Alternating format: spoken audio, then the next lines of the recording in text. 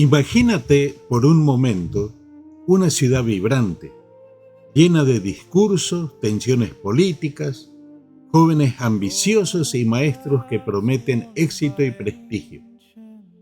En medio de ese bullicio aparece un hombre extraño. Camina descalzo, dice que no sabe nada, pero cuando te mira a los ojos sentís que sabe algo sobre vos que ni vos mismo sabías. Ese hombre se llamaba Sócrates. Y aunque nunca escribió una sola línea, transformó para siempre lo que hoy entendemos por filosofía. ¿Pero qué tenía de especial? ¿Por qué alguien sin libros, sin escuela, sin títulos, se convirtió en el fundador de toda la tradición filosófica occidental? Este video no es simplemente una biografía, es una invitación a descubrir cómo Sócrates convirtió el acto de pensar en un modo de vivir y en un modo de morir, y cómo su manera de preguntar, incomodar y examinar el alma humana sigue siendo incómodamente actual. Porque, y esto te lo adelanto, la historia de Sócrates no es la historia de un sabio antiguo, es un espejo para preguntarnos, ¿soy realmente libre? ¿Sé lo que creo saber? ¿Vivo conforme a mis principios o solo me cuento historias bonitas? Y es justamente ahí donde quiero que prestes atención, porque al final del video vamos a recuperar la frase más provocadora de Sócrates. Una vida no examinada no merece ser vivida. Para entender qué significa hoy, en un tiempo lleno de distracciones, hábitos automáticos y vidas vividas en piloto automático. Así que quédate hasta el final, no solo para conocer a Sócrates, sino para hacerte una pregunta que quizá no te esperabas. ¿Estoy viviendo una vida examinada? Sócrates importa porque cambió, de manera radical y durable, el objetivo y el modo del pensamiento. Antes de él, los grandes problemas filosóficos giraban en torno a la naturaleza. ¿De qué está hecho el mundo? ¿Cómo funcionan los astros? Los pensadores buscaban explicaciones del cosmos. Sócrates no negó esas preguntas, pero dijo, hay otra pregunta más urgente. ¿Cómo debemos vivir?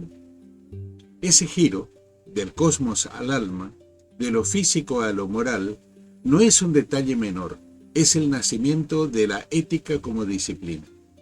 Cuando preguntamos hoy por la justicia, la virtud o la responsabilidad, lo hacemos siguiendo una línea que arranca en buena medida con él.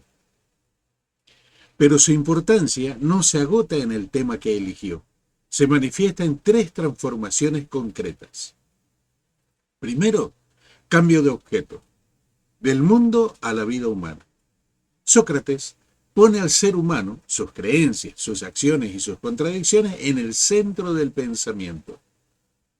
Preguntar por el bien, por lo correcto y por la coherencia moral se vuelve un asunto público y filosófico. En segundo lugar, el cambio del método, del tratado al diálogo. En lugar de escribir tratados desde una torre teórica, Sócrates dialoga en la plaza. Su filosofía ocurre en conversaciones, plantea preguntas, revela contradicciones, obliga a revisar lo que se da por sentado. Ese método no solo produce respuestas, enseña a pensar. Pensar deja de ser un producto para convertirse en una práctica. En tercer lugar, el cambio de vida. La filosofía como modo de existencia. Para Sócrates, filosofar no era una profesión, era una forma de vivir. La coherencia entre pensar, decir y actuar se vuelve exigencia ética. Vivir bien implica someter la propia vida a examen constante. Para que esto sea más tangible, imagina una escena. Un político que presume saber qué es la justicia recibe una serie de preguntas sencillas. ¿Puede una injusticia ser justa si beneficia a muchos? Y tras tropezar, se ve obligado a revisar su definición. Eso no es una humillación retórica, es educación moral.